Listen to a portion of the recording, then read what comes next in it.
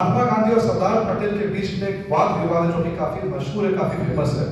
गांधी जी ने कहा कि हमें आजादी तो मिल गई, लेकिन आजादी के बाद देश के जितने ब्यूरोक्रेट्स है, ब्यूरोक्रेसी है, एडमिनिस्ट्रेशन है, उसमें उन लोगों का कब्जा है जिन भारतीय जनता पार्टी ने आरोप लगाया है कि राज्य सरकार ने विधानसभा चुनाव में राजनीतिक फायदे के लिए एकलव्य प्रशिक्षण योजना और मुख्यमंत्री शिक्षा प्रोत्साहन योजना की घोषणा करते हुए टेंडर निकाला था। बीजेपी के प्रदेश प्रवक्ता अजय शाह आज रांची स्थित प्रदेश कार्यालय में आयोजित संवाददाता सम्मेलन को संबोधित कर रहे थे। उन्होंने कहा कि इन दोनों योजनाओं के तहत झारखंड के 35,000 बच्चों को यूपीएससी, जीपीएससी, इंजीनियरिंग, सीए और मास कम्युनिकेशन समेत अन्य की तैयारी की बातें कही गई थीं। मुख्यमंत्री ने घोषणा की थी कि झारखंड के बच्चों को मुफ्त कोचिंग के साथ 2500 रुपये प्रति महीने भी दिए जाएंगे।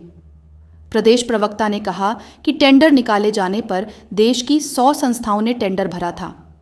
वर्ष 2023 में निकाले गए इस टेंडर को आज पूरी तरह से ठंडे बस्ते में डाल दिया गया है। प्रदेश प्रवक्ता ने कहा कि पार्टी यह जानना चाहती है कि किस वजह से टेंडर प्रक्रिया को आज तक पूरा नहीं किया गया और ना ही झारखंड के बच्चों को दोनों योजनाओं का लाभ दिया गया है। प्रदेश प्रवक्ता ने कहा कि भाजपा जानना चाहती है कि आगामी बजट सत्र में राज्य सरकार इन दोनों योजनाओं के लिए बजट का प्रावधान करती है या फिर नहीं। महात्मा गांधी और सरदार पटेल के बीच में एक वाद विवाद है जो कि काफी मशहूर है, काफी फेमस है। गांधी जी ने कहा कि हमें आजादी तो मिल गई, लेकिन आजादी के बाद देश के जितने ब्यूरोक्रेट्स है, ब्यूरोक्रेसी है, एडमिनिस्ट्रेशन है, उसमें उन लोगों का कब्जा है जिन लोगों को अंग्रेजों ने बनाया है। अंग्रेजों ने उनकी ट्रेनिंग दी, अंग्रेजों ने उन्हें जॉब दिया और उनको इस तरीके से बनाया कि उस देश को जो है अंग्रेजों के इंटरेस्ट पे लूटे। इसलिए इस पूरे सिस्टम को जो है बंद कर दिया जाना चाहिए। लेकिन सरदार पटेल ने इस पर कहा कि अगर हम इस पूरे एडमिनिस्ट्रेटिव सिस्टम को अचानक से बंद करेंगे तो पूरा का पूरा सिस्टम कोलैप्स कर जाएगा। इसलिए सिस्टम को बंद ना किया जाए, बल्कि इस सिस्टम को रिफॉर्म किया जाए ताकि ये भारतीयता के सोच में जो उतर जाए। कहने का मतलब ये है कि जब भी कोई देश अलग होता है, कोई प्रदेश अलग होता है, कोई गांव अलग होता है, तो वो सही मायने में उन लोगों का तभी होता है जब उसको सिस्टम में जो लोग हैं, एडमिनिस्ट्रेशन में जो लोग हैं, वो वहां के लोग हों। सेम चीज मानना था जयपाल सिंह मुंडा जी का। साइमन कमीशन में भी झारखंड अलग होने की बात चली थी और उस समय ये बात हुई कि झारखंड अलग या फिर झारखंड सही मायने में झारखंड का तभी हो पाएगा जब झारखंड के एडमिनिस्ट्रेटिव सिस्टम में झारखंड के रहने वाले लोग हो, झारखंड के आईएएस हो, झारखंड के आईपीएस हो, जेपीएससी में झारखंड के लोग हो, या के डॉक्टर झारखंड के हो, इंजीनियर्स डॉक्टर्स के हो, तभी सही मायनों में झारखंड जो है वो झारखंड का कहलाएगा। इसी सोच को आगे बढ़ाते हुए कई सारे हमारे प्रदेश के जो प्रदेश है हमारे देश में, उनकी ऐसी अभिलाषा रही कि हमारे ही प्रदेश के जो लड़के हैं वही ब्यूरोक्रेसी में आगे बढ़े, तभी सही मायने में जो है प्रदेश का विकास हो पाएगा। और जितने भी हमारे देश में प्रदेश है, चाहे महाराष्ट्र की बात करें, बंगाल की बात करें, तमिलनाडु की बात करें, सब लोगों ने अलग अलग सिस्टम चलाया जिस सिस्टम के तहत वहां के लोकल लोग यूपीएससी और जेपीएससी क्वालिफाई करते हैं। उदाहरण के लिए महाराष्ट्र में एक साथी योजना है जो कि मराठा कास्ट के बच्चों को स्कॉलरशिप देता है। वहां पर एक ज्योति योजना है जो कि महात्मा फुले के ऊपर है, जो कि ओबीसी को स्कॉलरशिप देता है। वहां पर एक टार्टी है जो कि शेड्यूल्ड ट्राइब को देता है। पार्टी इंस्टीट्यूशन है जो कि शेड्यूल्ड कास्ट के बच्चों को स्कॉलरशिप देता है। इसी को ध्यान में रख करके हेमंत सोरेन जी ने 2021 में झारखंड से कुछ बच्चे यूपीएससी क्वालिफाई हुए थे, उन लोगों को पुरस्कार देने के लिए, सम्मानित करने के लिए बुलाया और वहां पर यह घोषणा की कि झारखंड के बच्चे जो महंगी कोचिंग फीस के कारण कोचिंग नहीं ले पाते हैं, ऐसे बच्चों को झारखंड की सरकार जो है सपोर्ट करेगी। और झारखंड की सरकार ने हेमंत सोरेन की बात को मानते हुए उनके स्पीचेस चाईबासा में, पलामू में, हर जगह उन्होंने कहा कि हम बच्चों को कोचिंग में सपोर्ट करेंगे। झारखंड की सरकार ने 2 टेंडर निकाला 2021 में।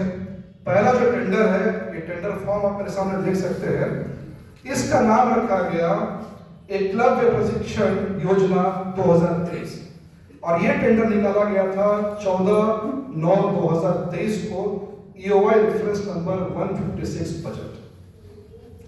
दूसरा टेंडर उसी दिन निकाला गया जिसका नाम रखा गया मुख्यमंत्री शिक्षा प्रोत्साहन योजना 2023, same date 14/9/2023, EOI reference budget 157।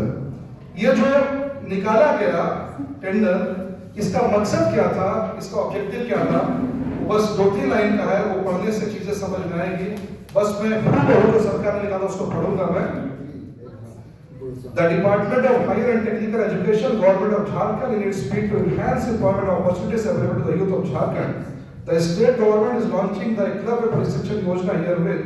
After called the scheme will provide free of cost coaching to students for preparation of competitive examinations like UPSC, JPSC, Staff Selection Commission, banking, with a basic monthly payout of ₹2500 for living expenses. यानी इस tender का मकसद ये था कि झारखंड के बच्चों को यूपीएससी जेपीएससी के लिए कोचिंग दी जाए और सरकार की तरफ से ₹2500 पर मंथ की जो है सहायता वो दी जाएगी। अब ये कितने बच्चों को दिया जाना था, ये आंकड़े काफी चौंकाने वाले हैं। मैं आंकड़े आपके सामने बस पढ़ूंगा जिससे आपको इस टेंडर की ग्रेविटी का अंदाजा होगा। तैयारी करने वाले 1000 बच्चों को हर साल सरकार स्कॉलरशिप देगी। जेपीएससी की तैयारी करने वाले 2000 बच्चों को, बैंक पीओ के लिए 2000, बैंक क्लर्क के लिए 5000, रेलवे रिक्रूटमेंट बोर्ड के लिए 8500, स्टाफ सिलेक्शन कमीशन के लिए 8500, यानी कुल मिलाकर के 27000 बच्चों को स्कॉलरशिप देने की योजना थी। योजना टेंडर नंबर 2 की तरफ ध्यान दें तो यहाँ पर जो बच्चे इंजीनियरिंग की तैयारी करते हैं, आईटीजे की तैयारी करते हैं, ऐसे 3000 बच्चे, मेडिकल नीट के लिए 2000, क्लैट लॉयर जो बच्चे बनते हैं जुडिशरी में जाएंगे उनके लिए 1000 बच्चे, मास कम्युनिकेशन जिससे आप लोग आए हैं उसमें 500, फैशन डिजाइनिंग करने के लिए 500 बच्चे, होटल मैनेजमेंट के लिए 500 बच्चे, सीए बनने के लिए 500 बच्चे, टोटल 8000। यानी इस दोनों टेंडर को मिला करके 35000 बच्चों को झारखंड सरकार ने घोषणा दी थी स्कॉलरशिप देंगे। कोचिंग के साथ साथ पर महीने ₹2500 देने की घोषणा इस टेंडर पेपर में है जो अभी मेरे हाथ में है। और अगर इसका वॉल्यूम आप कैलकुलेट करेंगे तो ये टेंडर वॉल्यूम है 350 करोड़। यानी झारखंड सरकार का वादा था इस टेंडर के तहत कि हम 350 करोड़ रुपए हर साल झारखंड के 35000 बच्चों पर खर्च करेंगे। और ये 35000 बच्चे बहुत बड़ा जो है वॉल्यूम है। ये किनको मिलना था? एसटी, एससी, ओबीसी, झारखंड में जो कम कमाई वाले बच्चे हैं उनको मिलना था और जिनके पास झारखंड का डोमिसाइल सबको मिलना था। लेकिन इस टेंडर के निकलने के बाद पूरे देश में बहुत बड़े बड़े कोचिंग इंस्टीट्यूट्स ने इसमें इंटरेस्ट शो किया। मेरे पास लिस्ट है और इस इंस्टीट्यूट्स में आप देखेंगे तो यहाँ पर चहल एकेडमी, दृष्टि आईएएस, विजन आईएएस, मेडिजी जो कि ईएस और आईएएस के इंडिया का सबसे बड़ा संस्थान है, केडी कैंपस, पैरामाउंट जो कि रेलवे और एसएससी का सबसे बड़ा इंस्टीट्यूट, सब लोगों ने इंटरेस्ट दिखाया। पर इन सबको कुछ ना कुछ एक्सक्यूज लगा करके यहाँ पर लिखा है, मेडिजी वाले कोचिंग में लिखा है फाइनेंस नॉट एडमिटेड। ये बात कहीं से भी प्रश्न वाली बात जो है वो नहीं है। इसके बाद झारखंड सरकार की तरफ से नोटिफिकेशन आता है और सिर्फ एक लाइन में कहा जाता है the tender has been cancelled due to some unavoidable circumstances. ये 2023 की बात है और आज हम 2025 में जो आ चुके हैं। इस टेंडर को लेकर के हमारे सरकार से सवाल है जो एक एक करके मैं सवाल जो है उसको शॉर्ट कर रहा हूँ। इतना बड़ा टेंडर जो कि झारखंड के 35000 बच्चों को मिलना था और अगर आप देखा जाए तो एक बच्चा जब नौकरी पाता है तो डायरेक्ट रूप से वो कम से कम 100 लोगों को इफेक्ट करता है। यानी 3.5 करोड़ लोग आप समझ सकते हैं कि इससे इफेक्टेड होंगे अगर वो 1000 को इफेक्ट करेगा तो। यानी कि पूरे झारखंड के पॉपुलेशन को इफेक्ट कर रहा टेंडर क्यों कैंसिल किया गया, क्या इस घटना थी कि बार बार मुख्यमंत्री जी ने भाषण देने के बावजूद इस टेंडर को कैंसिल किया। नंबर 2, इस टेंडर में ये लिखा हुआ है कि बजट का प्रावधान इसको पहले से था, बजट संख्या 156, बजट संख्या 157। तो जिस प्रोग्राम को इंप्लीमेंट करने के लिए पहले से ही बजट का फंड अलॉटेड था, उस बजट के फंड का क्या हुआ? क्या उसको सरेंडर कर दिया गया? क्या किसी दूसरे डिपार्टमेंट में शिफ्ट कर दिया गया या डिपार्टमेंट ऑफ हायर एजुकेशन में वो पैसा अभी भी वही का वही है?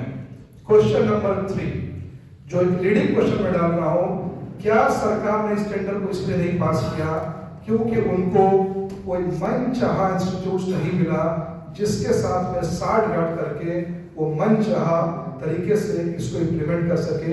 ये भी सवालिया निशान हम सरकार पे जो है वो लगा रहे हैं।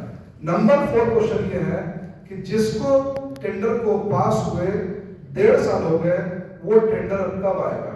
क्योंकि ज्यादातर बच्चे, ऑलमोस्ट सारे बच्चे, आपके भी घर में बहुत सारे बच्चे यूपीसी की तैयारी करते हो, कोई नीट की तैयारी कर रहा होगा, वो सबके सब बच्चे कोचिंग कब ज्वाइन करते हैं? वो अप्रैल में ज्वाइन करते हैं, मार्च में सेशन जब खत्म होता है। यानी ये टेंडर अगर 1 महीने में नहीं आया तो इस टेंडर का इम्प्लीमेंटेशन हुए 3 साल पूरा हो जाएगा। यानी एक तरह से आपने जो है वॉश आउट कर दिया स्टूडेंट्स का, 3-4 साल कंप्लीट आपने जो है वो वॉश आउट कर दिया। उसके बाद नेक्स्ट हमारा एलिगेशन ये है कि इस टेंडर को निकलने के कुछ समय बाद चंपाई सोरेन जी झारखंड के मुख्यमंत्री बने थे, तो क्या इस टेंडर को सिर्फ राजनीतिक कारणों से बंद किया गया कि इसका जो पॉलिटिकल माइलेज है वो चंपाई सोरेन को नहीं मिले, और सिर्फ पॉलिटिकल माइलेज लेने या नहीं लेने के कारण इतने बड़े टेंडर को, 350 करोड़ के टेंडर को, 35,000 बच्चों को इफेक्ट कर टेंडर उसको कैंसिल किया गया? हम ये सरकार से ये जानना चाहते हैं। इसके बाद आखिर में हमारा सवाल ये है कि मार्च में जो बजट आने वाला है, क्या ये बजट, ये जो टेंडर है, क्या इसका एलोकेशन इस बजट में होने जा रहा है? क्योंकि यहाँ फिगर बहुत इंपॉर्टेंट है, 2500 रुपए बच्चों को दिए जाने हैं। तो मतलब ये है कि आपने किसी की माँ को 2500 रुपए दिए, किसी की बहन को 2500 रुपए दिए, लेकिन वो बेटा जो 2500 लेने के बाद में इंजीनियर बन सकता था, डॉक्टर बन सकता था, आपने उसी को 2500 रुपए नहीं दिए। यानी कि एक हाथ से देना और एक हाथ से देना, ऐसा जो है वो प्रतीत होता है। तो बस आप सभी प्रेस के बंधुओं को नमस्कार, प्रणाम, जोहार। आज एक बहुत जरूरी मुद्दे पर प्रेस वार्ता के यहाँ पर इकट्ठे हुए हैं। जो मुद्दा है वो शिक्षा से जुड़ा हुआ है, और शिक्षा के क्षेत्र में झारखंड की सरकार ने एक टेंडर निकाला था, उस टेंडर में हम बात करेंगे। तो सबसे पहले तो मैं जो प्रेस कॉन्फ्रेंस हो रहा है जिस विषय पर हो रहा है उस विषय पर थोड़ा सा प्रकाश डालूंगा। दूसरे पार्ट में हम उन दोनों टेंडर्स की चर्चा करेंगे। इसके बाद हमारे कुछ सवाल है उस टेंडर्स को लेकर के हम सरकार से पूछेंगे, और उसके बाद अगर आपके